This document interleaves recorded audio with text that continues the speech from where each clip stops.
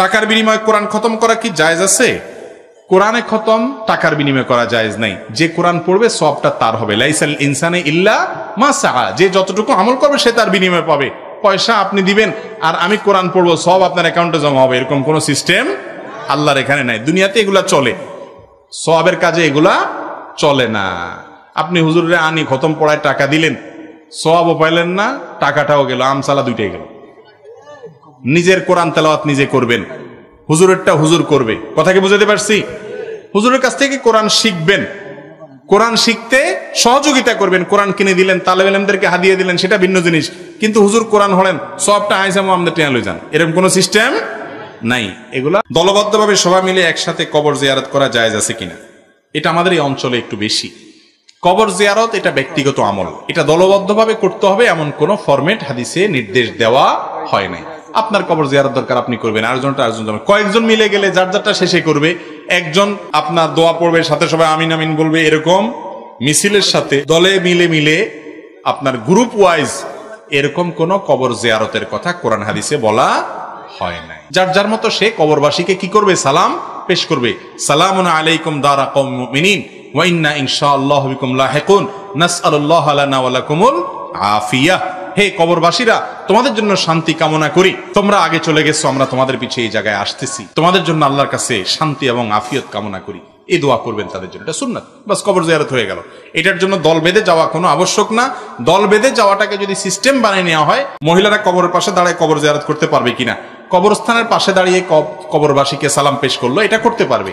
এমনকি কবরস্থানে গিয়ে জিয়ারত করতে পারবে কিনা, এটা নিয়ে ওলামাদের মধ্যে ইখতিলাফ আছে। অনেক ইমামরা বলেছেন যে বেশি বেশি করার ব্যাপারে হাদিসে নিষেধ আসছে, লানাল্লাহু যাওয়ারাতিল কুবুর আসছে, মাঝে মধ্যে গেলে অসুবিধা নাই। অনেকে বলেছেন যে নিয়ন্ত্রণ করতে পারলে, ফিতনার মুক্ত থাকতে পারলে তার জন্য করা জায়েজ আছে।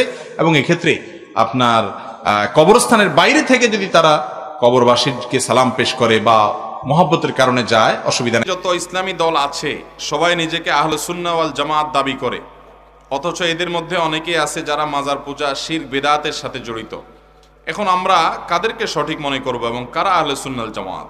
ভাইরা আমার, সঠিক দল, সঠিক মানুষ যে শ্রেণী সঠিকতার উপর আছে, নবী করিম সাল্লাল্লাহু আলাইহি সাল্লাম তাদের দুইটা মার্কা বলে দিয়ে গেছেন। কয়টা মার্কা? এই মার্কাগুলো যাদের মধ্যে থাকবে, যে ব্যক্তির মধ্যে থাকবে, সে যেখানে থাকুক, যে গ্রুপের হোক, যে বংশের হোক, যে দেশের হোক, যে ভাষার হোক, এবং তার সাথে আপনার চিন্তার অনেক মতপার্থক্য থাকুক, কিন্তু বেসিক ওই দুইটা বিষয় তার মধ্যে যদি থাকে, তাহলে এই লোকটা আহলুস সুন্নাহ ওয়াল জামাতের অন্তর্ভুক্ত, এই লোকটা আখিরাতে নাজাত প্রাপ্ত, এই লোকটা কিয়ামতের ময়দানে শেষ হাসি হাসবে।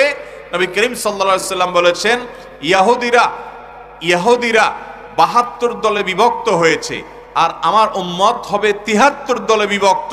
এর মধ্যে একটা দল থাকবে, একটা শ্রেণীর মানুষ থাকবে, যে শ্রেণীর মানুষেরা মূলত নাজাত পাবে, তারা হলো মা আনা আলাইহি ওয়া আসহাবি, অর্থাৎ নবী সাল্লাল্লাহু আলাইহি সাল্লামের সুন্নাহ এবং তার আদর্শ, তার হাদিস, এগুলোকে যারা অনুকরণ করে চলবে, সেই সাথে নবী সাল্লাল্লাহু আলাইহি সাল্লামের সাহাবী যারা ছিলেন, তার হাতে গড়া শিষ্য যারা ছিলেন, তাদের আদর্শকে যারা ধারণ করবে, জামাআতুস সাহাবা, এটাকে যারা সম্মান করবে, শ্রদ্ধা করবে, ভালোবাসবে এবং তাদেরকে সামনে রেখে চলবে, এটা আহলুস সুন্নতি ওয়াল জামাআ, জামাআ মানে জামাআতুস সাহাবা, এটা তাদের দুইটা মার্কা।